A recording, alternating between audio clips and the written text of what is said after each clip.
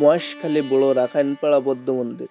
এটি কক্সবাজার জেলার মহেশখালী উপজেলায় অবস্থিত একটি ঐতিহাসিক ও ধর্মীয় নিদর্শন, যা প্রায় 283 বছরের পুরনো রাখাইন সম্প্রদায়ের দ্বারা প্রতিষ্ঠিত। এই মন্দিরটি শুধুমাত্র উপাসনায় নয়, বরং তাদের সংস্কৃতি ও ঐতিহ্যের গুরুত্বপূর্ণ কেন্দ্র। এই মন্দিরে রয়েছে একটি বিরাল পিতলের বৌদ্ধ মূর্তি, যা প্রায় 101 বছরের পুরাতন এবং বাংলাদেশের অন্যতম বৃহৎ। আরও ঘুরে দেখাবো এই দ্বীপের সবচেয়ে আকর্ষণীয় স্বর্ণ মন্দির। তাই ভিডিওটি স্কিপ না করে সম্পূর্ণ ভিডিওটি দেখার অনুরোধ রইল। বন্ধুরা, আমরা এখন বৌদ্ধ মন্দিরের ভিতরে প্রবেশ করলাম। এটা মূলত এই মহেশখালী বাজারের সাইডে আসলে পেয়ে যাবেন এই মন্দিরটা।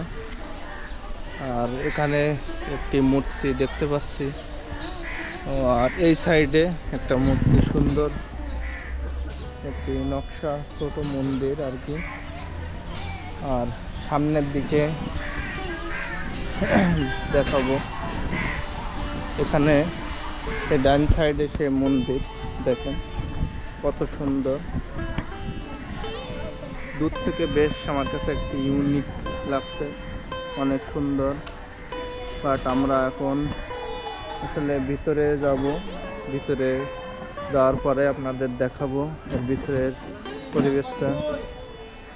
তো দেখেন ভিতরে, এখানে বেশ, আমরা কিন্তু এর আগেও আপনাদেরকে বৌদ্ধ মন্দির দেখাইছিলাম। তো এর ভিতরের যে পরিবেশ দেখেন কত সুন্দর বৌদ্ধ মন্দির।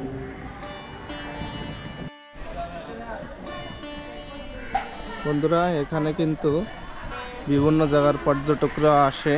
তো আমাদের ফ্যামিলি ট্যুর, যার কারণে কিন্তু এখানে ম্যাক্সিমাম সব আমাদের ফ্যামিলিরই লোকজন। তো আপনারা এখানে আসতে পারেন।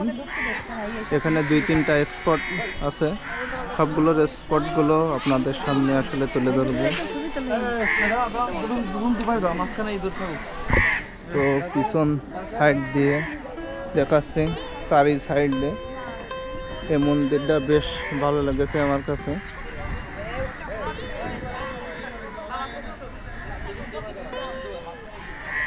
বন্ধুরা, মহেশখালী বাজারের ভিতরে যে স্বর্ণ মন্দির, এখানে আপাতত প্রবেশ নিষেধ।